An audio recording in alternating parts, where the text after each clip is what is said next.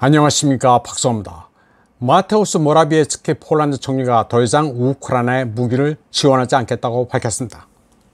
그는 현지 매체 폴셋과의 인터뷰에서 폴란드가 자체적으로 무장하는 데 치중하는 만큼 키예프에 군사 지원을 제공할 처지가 아니라고 말했습니다. 모라비에츠키는 키예프가 자꾸 폐악질을 하면 수입 금지 목록을 더 확대하겠다고 말했습니다. 이에 앞서 폴란드의 EU 담당 장관인 시몬 싱콥스키도 이제는 그동안 해왔던 방식으로 키예프를 돕는 게 어려울 것이라고 밝힌 바 있습니다. 싱콥스키는 우크라이나산 곡물 수입을 계속해달라고 고집하는 키예프의 행동이 양국 관계에 영향을 미쳤다고 지적했습니다.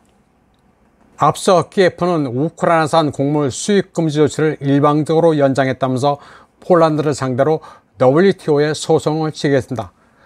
또 폴란드산 야채와 사과에 대한 보복 금수 조치를 발표했습니다.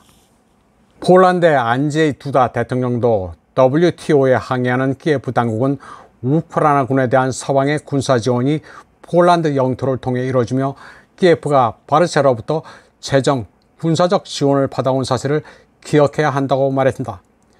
그러면서 익사 직전인 키예프가 도와주려는 사람들을 물고 늘어진다고 지적했습니다. 또 폴란드 정부 대변인 표트르 뮬러는 폴세 TV에서 바르샤바가 우크라이나 난민에 대한 지원을 확대할 계획이 없다고 발표했습니다.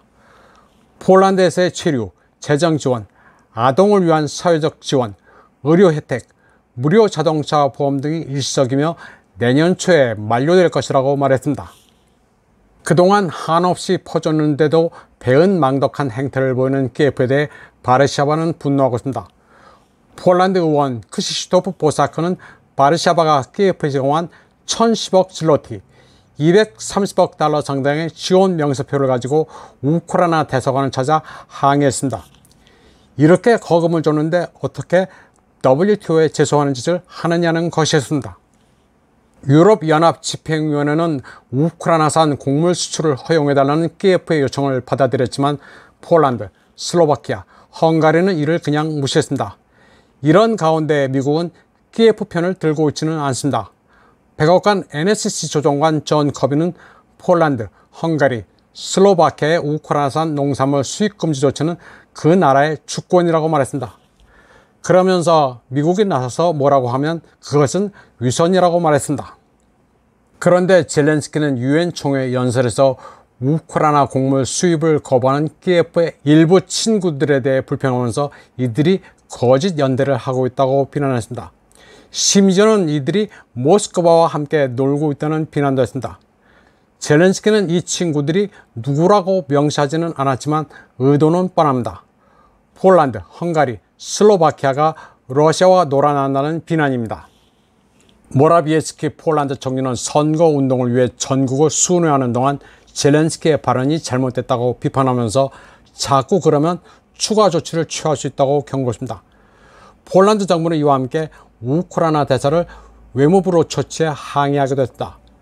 주 폴란드 우크라이나 대사 바실리 지바리치는 그러나 금수 조치를 받아들일 수 없다면서 감정을 접어달라고 하소연했습니다.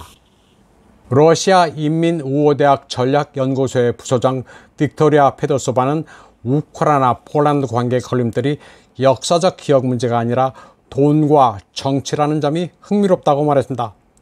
이제 선거를 앞두고 폴란드의 집권 법과 정의당은 우크라이나의 이익보다 폴란드의 이익이 먼저라는 것을 유권자에게 보여줘야 한다고 말했습니다. 페도소바는 또 먹을 것을 주는 사람의 손을 무는 게 우크라이나 외교의 수준이라고 평가했습니다. 우크라이나에 이끌려 러시아포비아의 늪에 몸을 담갔던 폴란드도 이제 현실을 파악하기 시작했습니다.